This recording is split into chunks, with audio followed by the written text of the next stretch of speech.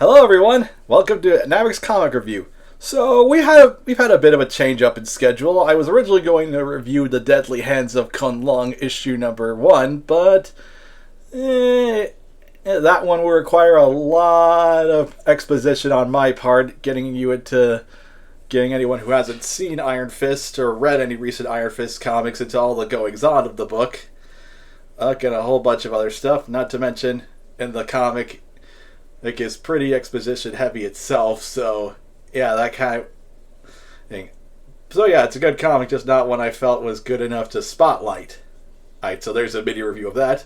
And I would have loved to review the first issue of Dork, but unfortunately, it is being scalped to high heaven.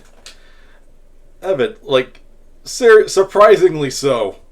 Oh, stupidly so. Like that in White Sky issue 1.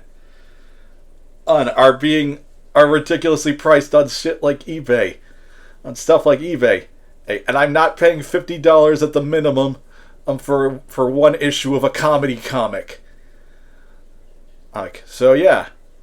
I can't really get my hands on Dork and I'm probably not gonna be able to review the series because of that. So thanks for that. So yeah. Thanks for that, scalpers. So I decided to instead do a review of Dungeons of Doom. What this comic is a 3-issue miniseries that's kind of that I basically summarized to my friends as the dungeon crawl from hell set in the Marvel Universe.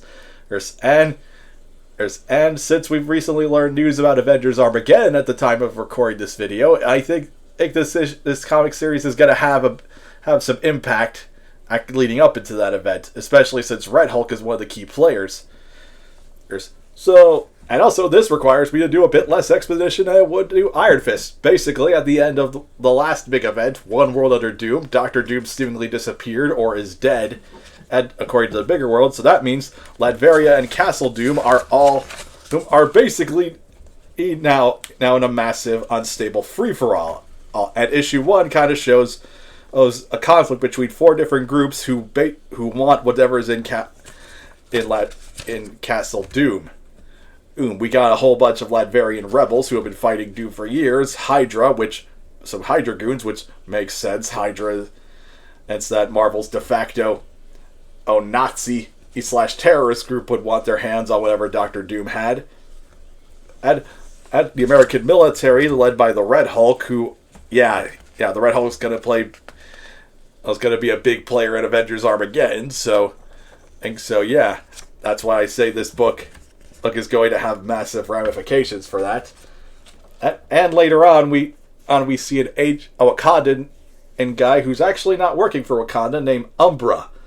He worships a bat god instead of the panther god Bast, and we later learn in issue 2 that he's looking for something to resurrect his wife. And yeah, I'll say this, it is interesting to read a comic in the Marvel Universe that doesn't really have any traditional superheroes in a role. It's a whole bunch of morally ambiguous or straight up evil factions.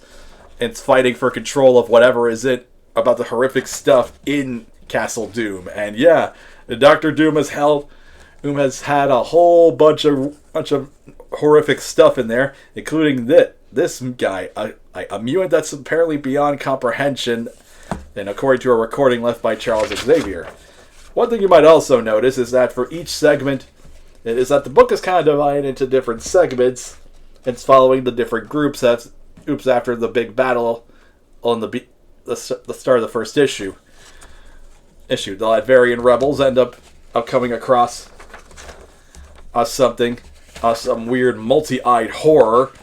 And later in the end of issue 2, it starts mutating. They also start seeing some ghosts. The Hydra agents end up going all Skaven from Warhammer, or betraying each other, or killing each other, which apparently makes them worthy for this evil-looking Asgardian hammer.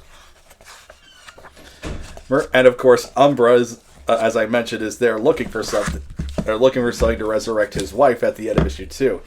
And I'll say this comic has a really good.